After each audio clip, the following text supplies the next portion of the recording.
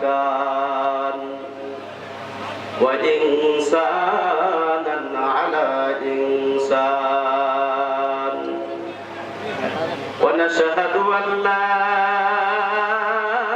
إله إلا الله وحده لا شريك له لا ضد له ولا ند له ولا مثل له ونشهد أن سيدنا ونبينا وشفيعنا وحبيبنا وحبيب طبيبنا وقلوبنا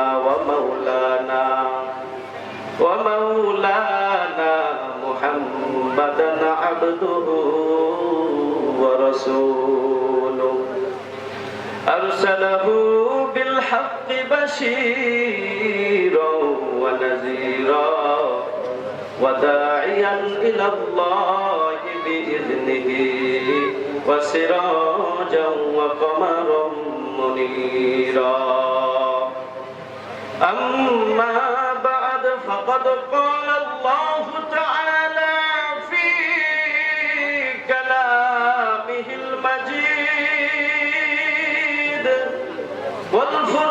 والفرقان الحميد সকলে জবান খুলে আমার সাথে পড়েন আউযু বিল্লাহি মিনাশ শাইতানির রাজীম বিসমিল্লাহির রহমানির রহিম ইয়া আইয়ুহাল্লাযীনা আমানু তাকুল্লাহ হাক্কা তুকাতিহি ওয়া লা তামুতুন্না ইল্লা ওয়া আনতুম মুসলিমুন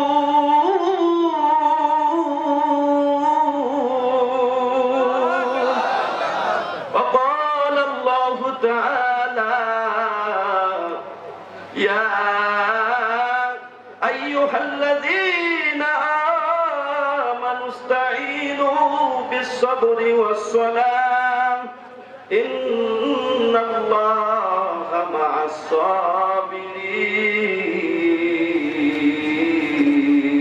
الصابرين وقال الله تعالى قل يا عبادي الذين أسرفوا على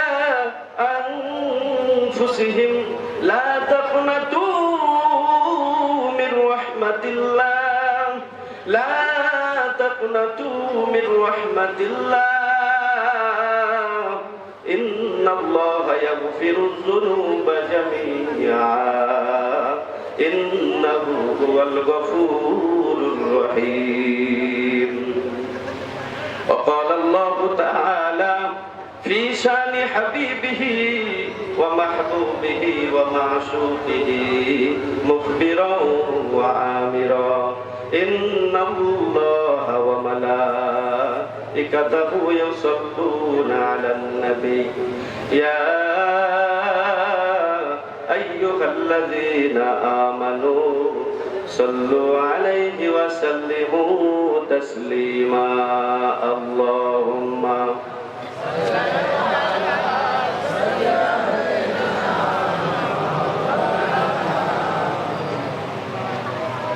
وعلى آل سيدنا شافعنا محمد আসমান সুন্দর জমিন সুন্দর সুন্দর বনের গাছপালা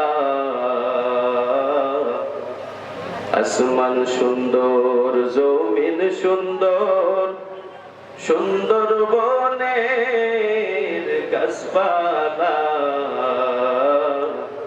এদের চেয়েও অধিক সুন্দর মোদের নবী মুস্তাফা আল্লাহুম্মা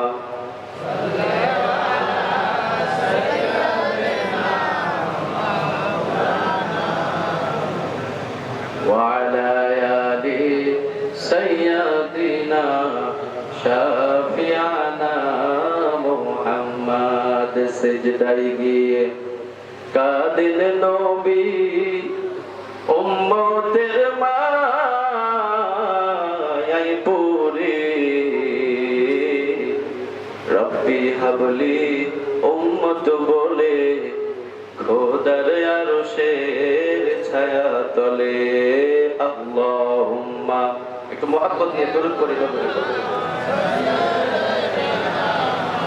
মাওলানা মুহাম্মদ ওয়া আলা আলি সাইয়্যিদিনা শাফিআনা মুহাম্মদ একটু জিকির করি লা ইলাহা ইল্লাল্লাহ লা ইলাহা ইল্লাল্লাহ লা ইলাহা ইল্লাল্লাহ লা ইলাহা ইল্লাল্লাহ লা ইলাহা হায়রে কত সুন্দর মদিনা কেমনে যাব জানি না কত সুন্দর মদিনা কেমনে যাব জানি না দয়া কর দয়ার আল্লাহ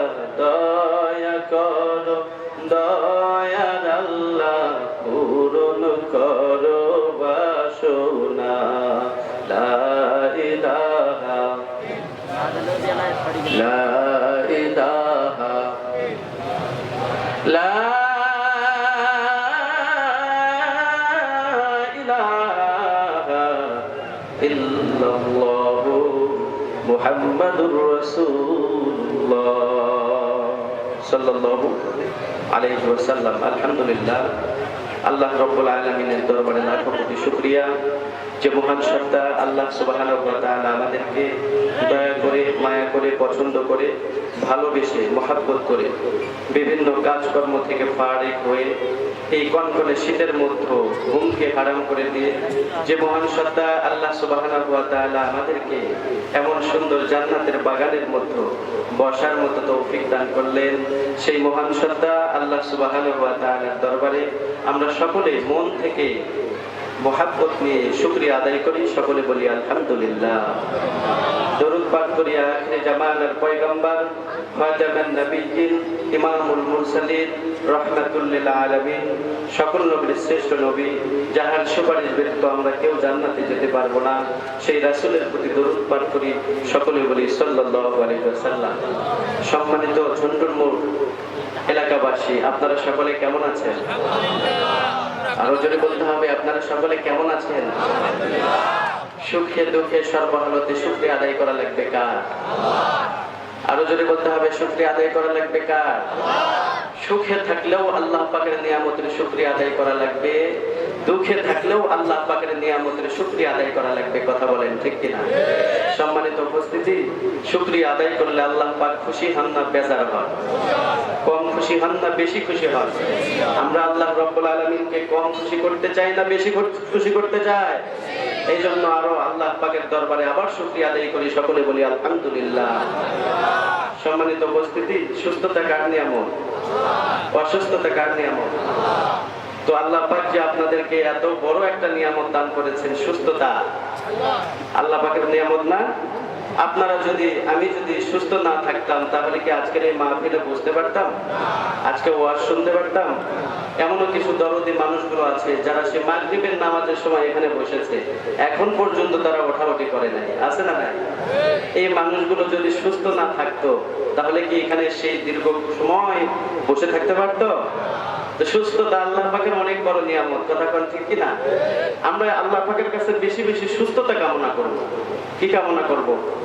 সুস্থতা কামনা করব। অসুস্থতাও আল্লাহ পাকের নিয়ামত, সুস্থতাও আল্লাহ পাকের নিয়ামত, কিন্তু আল্লাহ পাকের কাছে আমরা সুস্থতা কামনা করব। কেন করব জানার দরকার আছে না নাই? আপনি আমি যদি সুস্থ থাকি তাহলে কিন্তু আজান হওয়ার সাথে সাথে মসজিদে গিয়ে 5 ওয়াক্ত নামাজ জামাতের সাথে আদায় করতে ভালো লাগে। কথা কোন ঠিক কিনা? আপনি আমি যদি সুস্থ থাকি তাহলে এই যে ব্যবসায়িক ভাইয়েরা, যে দোকানদারওয়ালা ভাইয়েরা দোকানদারি করে কি করে না? আপনি আমি যদি সুস্থ থাকি, ব্যবসায়িক ভাইয়েরা যদি সুস্থ থাকি, তাহলে কিন্তু দোকানদারওয়ালা ভাই তারা কিন্তু দোকানদারি করতেও ভালো লাগে, কাস্টমারের সাথে একটু হাসি খুশি ভাবে কথা বলতেও কিন্তু ভালো লাগে। মোট কথা সব কাজের মধ্যে মন বসে, ভালো লাগে। আর যদি আপনি আমি যদি অসুস্থ হয়ে পড়ি, বলেন তো তাহাজ্জুদ নামাজ আদায় করতে ভালো লাগবে? মন চাইবে? নফল ইবাদত করতে মন চাইবে? কোরআন তেলাওয়াত করতে মন চাইবে? সামনে ভালো ভালো খাবার, কিন্তু আপনি আমি অসুস্থ হয়ে পড়েছি, বলেন তো এই ভালো ভালো খাবারগুলো খাইতে মন চাইবে? তাহাজ্জুদ নামাজ আদায় করতে মন চাইবে না। এই যে ফজরের সময় মুয়াজ্জিন আযান দেয়, আযানের পরে 20-30 মিনিট বসে থাকা লাগে। আপনি আমি যদি সুস্থ থাকি, তাহলে এই যে প্রচন্ড শীতের মধ্যে ল্যাপটা চটকায় ফেলে দিয়ে আগে আগে মসজিদে গিয়ে 2-4 রাকাত নামাজ আদায় করে আল্লাহ পাকের জিকির করতেও কিন্তু ভালো লাগবে, কথা বলেন ঠিক কিনা? আর অসুস্থ হয়ে পড়লে ইচ্ছা থাকলেও আপনার যাওয়ার আর ক্ষমতা নাই। তো আল্লাহ পাক যে আমাদেরকে এত বড় একটা নিয়ামত দান করেছেন, এজন্য খুশি না বেজার? আরো যদি বলতে হবে খুশি না বেজার? এজন্য শুকরিয়া আদায় করা লাগবে কার? অভাবের মধ্যে আছি, শুকরিয়া আদায় হবে কার? বিপদের মধ্যে আছি, শুকরিয়া আদায় হবে কার? ঋণগ্রস্তের মধ্যে পড়ে আছি, শুকরিয়া আদায় হবে কার? অভাব অনাটন সুখে দুঃখে সর্বহালতে আল্লাহ পাকের শুকরিয়া আদায় হবে, কথা বলেন ঠিক কিনা? আমরা যদি আল্লাহ পাকের প্রশংসা করি, আমরা যদি আল্লাহ পাকের নিয়ামতের প্রশংসা করি, আল্লাহ পাক আমাদের নিয়ামতকে বৃদ্ধি করে দিবেন না কমে দিবেন? আল্লাহ পাক খুশি হবেন না বেজার হবেন? আরো জোরে বলতে হবে, খুশি হবেন না বেজার হবেন? সম্মানিত উপস্থিতি, কোন সন্তান আপনার আমার সন্তানটা, আপনার আমার কলিজার টুকরো সন্তান যদি বাবাকে ডাকতে বলে, বাবা গো, বাবা বাবা বলে যদি ডাক দেয়, বলেন তো বাবার কলিজাটা ঠান্ডা হয় কি হয় না? নেককার সন্তান বানানোর জন্য আল্লাহ রাব্বুল আলামিনের কাছে দোয়া করতে হবে, পাশাপাশি কোরআনের জ্ঞান আপনার সন্তানকে দিতে হবে। কোরআনের জ্ঞান যদি আপনার আমার সন্তানের অন্তরের মধ্যে ঢুকে যায়, এই সন্তানের দ্বারাই আর কখনো খারাপ কাজ হবে না, কথা বলেন ঠিক কিনা? মুসলমান ভাইরা আমার, কবর থেকে ভয় করতে হবে। আপনি আমি এমন একটা সন্তান দুনিয়ার বুকে গড়ে যান, আপনি বাবা আপনি মা যদি দুনিয়া ছেড়ে যখন চলে যাবেন, দুনিয়ার বুকে যদি একটা নেককার সন্তান রেখে যেতে পারেন, এই নেককার সন্তানটা আপনি বাবা আপনি মা যখন দুনিয়া ছেড়ে চলে যাবেন, আপনার সন্তানটা আপনার জানাজার নামাজটা পড়ায়া দেবে।